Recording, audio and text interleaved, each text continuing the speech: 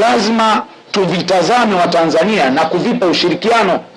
Viongozi wetu ni muhimu kuwapa ushirikiano, na tunawapa ushirikiano kwa namna gani? Ushirikiano ambao tunawapa viongozi wetu ni ushirikiano wa kujenga taifa hili kwenye ngazi ya umoja, kwenye ngazi ya utulivu, kwa maana maeneo yale ambayo ni muhimu ya kusimama, ya kujenga misingi ya umoja, kujenga misingi ya utulivu, kujenga ile misingi ya upendo, inatakiwa sisi kama Watanzania tuwe kitu kimoja.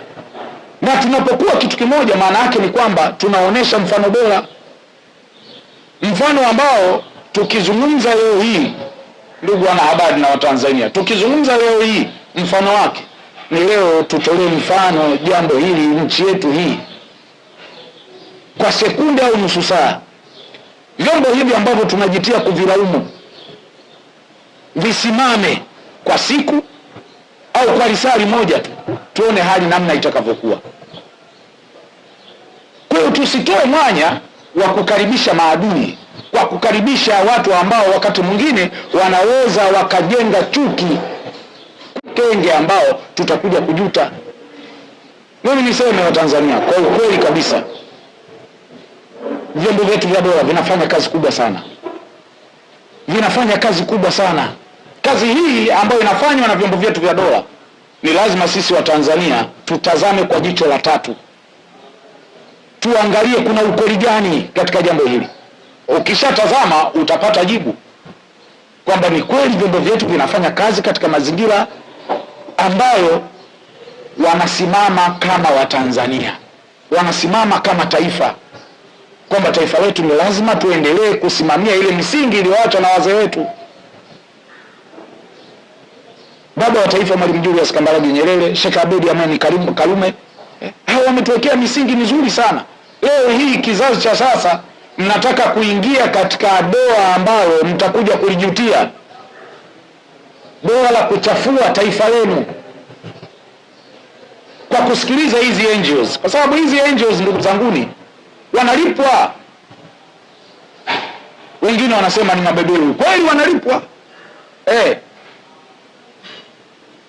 na hilo jambo wala sio la kupepesa macho, wanalipwa kweli kwa ajili ya kuendesha hizo shughuli zao. Lakini wanapolipwa, basi wasitumie malipo hayo kuchafua taifa letu, kuharibu amani yetu, kuharibu utulivu wetu, kuchafua vyombo vyetu vya dola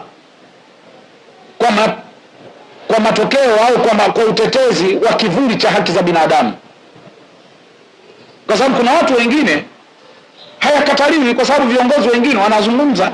Mbona wako ambao wanazungumza kwa ustadi, kwa uelewa mzuri, kwa kushauri, lakini kuna wale ambao wanazungumza kwa majengo, kwa kujenga chuki dhidi ya vyombo hivi vya dola, dhidi ya taifa letu. Nisii na niendelee kusii kwa namna yoyote ile, wa Tanzania tukatae kushawishiwa, tukatae kuingia kwenye ghiriba yoyote ya kulichafua taifa letu la Tanzania. Tutakuwa tumefanya makosa makubwa sana. Tumekuwa tukiona kwenye mitandao hii na kama mnavyojua mitandao imekuwa leo kama vibanda vya mawakala, imeenea, imechafuka mitandao. Kwa hiyo ikiingizwa kitu kidogo tu, basi kila mmoja anakuwa anataka kuamini jambo lile. Si kila kinachorushwa basi ni cha kuaminika. Na ndio maana wa Tanzania, kwa nini tunazungumza mara kwa mara? Tunazungumza mara kwa mara kwa sababu ya kuwa nasiri. Leo kuna wananchi hawajui chochote kinachoendelea, lakini akipata taarifa za upande mmoja anaweza kuamini katika huo upande, na mwisho wake akaja kujenga chuki bila hata kuelewa. Na tumekuwa tunashuhuda wa baadhi ya vijana ambao wamekuwa wakijuta kwamba waliingia kwa kutokujua, walijiingiza kuingia katika misimamo au katika matamko ambayo yaliwapelekea kuchukia viongozi wao, jambo ambalo wao walikuwa hawajui chochote kinachoendelea. Mwisho wake ni kuomba radhi kwa mamlaka husika, lakini pia mamlaka husika kwa kujua kwamba hawa ni watoto wetu, hawa ni vijana wetu, basi msamaha ukapita. Kwa hiyo tutumie nafasi hii kuwasihi, kuzisihi hizi NGOs zifanye kazi kwa weledi, zisifanye kazi kwa kulichafua taifa hili.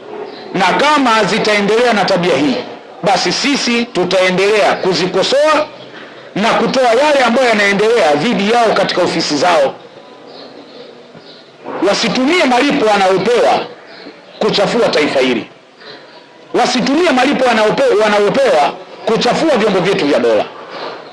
Malipo wanayotumiwa ni ya uhakika bila shida, kwa sababu tunajua sisi swala la msingi tu ujiulize kwamba wanaendeshaje hizo ofisi, hizo NGOs zao. Kila mwaka wanatakiwa watoe taarifa, wanatakiwa watoe ripoti. Kama mjui wa Tanzania, kila mwaka wanatakiwa watoe ripoti kwamba wamefanyaje kazi kwa mwamvuli huo wa utetezi wa haki za binadamu. Kwa hiyo mimi nisi kwa Watanzania kwamba Watanzania tunatakiwa tuendelee kuwa kitu kimoja, na sio kuwa kitu kimoja tu kama tu Watanzania au kama taifa. Tunatakiwa sisi tuwe ndio wabeba maono wa taifa hili, lakini pamoja na kuwa wabeba maono wa taifa hili, tunatakiwa pia tuwe ndio sehemu ya kutoa ushirikiano na viongozi wetu, kutoa ushirikiano kwa viongozi wetu, kwamba viongozi wetu sisi tuwe karibu, tusiwe mbali na viongozi wetu. Hizi taasisi ndazo zinazozungumzwa, hivi vyombo vinavyozungumzwa, inatakiwa sisi tuwe karibu navyo ili tuweze kujua yale ambayo yanaendelea. Ndio maana tunasema kwamba sisi tunaojua, tunaamini kabisa, kwa sababu tunaona kinachoendelea, kwamba vyombo vyetu vinafuata utaratibu, vinafuata sheria kwa mujibu wa zile sheria tulizojiwekea. Kwa hiyo tusitoe mwanya wa Tanzania kwa watu ambao wana malengo yao binafsi, wana malengo yao kulingana na yale ambayo wameunganishwa nao na watu wa nje. Leo unashinikizwa uadui kwa kasi kubwa, kwa nguvu kubwa. Uadui huo unataka kujengwa kwa mazingira tu ya mwamvuli wa utetezi wa haki za binadamu. Hivi nikuulizeni, tazameni hii dunia inavyokwenda, alafu oneni kuna maeneo gani na maeneo gani na gani ambayo haki za binadamu zinavunjwa. Tazameni, je, hawa ambao wanazungumza wanayasema? Tazameni katika mataifa mbalimbali huko, kama wanaweza kuyazungumza haya, hawa ambao wanasema ni watetezi wa haki za binadamu. Mfano mdogo tu tuwape wa Palestina. Hizi NGOs zinazungumza. Mshawahi kusikia NGOs hizi zinazungumza haki za binadamu za wa Palestina? Hatujawahi kusikia kabisa, lakini wanasubiri. Na hawa hizi NGOs zimekuwa ni za matukio, yaani wanasubiri tukio litokee la mtu mmoja mmoja au la kikundi cha watu wachache, alafu wanabagaza taifa zima, wanaibagaza serikali nzima kwamba inavunja haki za binadamu kwa kigezo cha mtu mmoja au kikundi cha watu ambacho mtu huyu amevunja sheria au kikundi hicho kimevunja sheria. Hivi kweli kila mtu akiachiwa awe uhuru kwa namna ya huo uhuru wanaotaka, hiyo itakuwa nchi? Itakuwa taifa? Sisi tukisema haya tunaambiwa sisi nyie mna maslahi yenu.